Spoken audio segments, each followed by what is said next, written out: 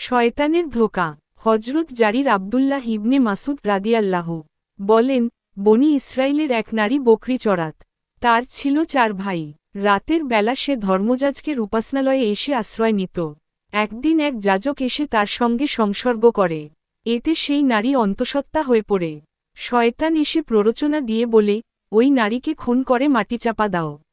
লোকে তো তোমাকে বিশ্বাস করে, তারা তোমার কথা শুনবে।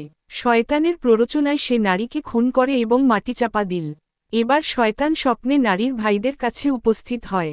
তাদেরকে বলে, উপাসনালয়ের যাজক তোমাদের বোনের সঙ্গে অন্যায় করেছে এবং সে অন্তঃসত্ত্বা হয়ে পড়ায় তাকে খুন করে অমুক স্থানে মাটিচাপা দিয়েছে।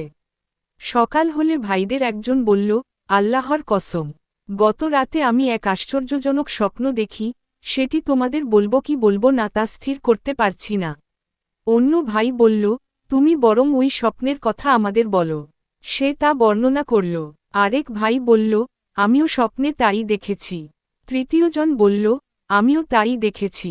তখন তারা বলাবলি করে, নিশ্চয়ই এর মধ্যে কোনো রহস্য আছে। তারা সবাই তাদের শাসনকর্তাকে যাজকের বিরুদ্ধে প্রতিশোধ নিতে উদ্বুদ্ধ করে। তারপর সবাই যাজকের কাছে যায়। তাকে উপাসনালয় থেকে নামিয়ে আনে। এই সময় শয়তান যাজকের কাছে উপস্থিত হয়ে বলে, আমি তোমাকে এই বিপদে ফেলেছি। আমি ছাড়া কেউ তোমাকে এখান থেকে উদ্ধার করতে পারবে না।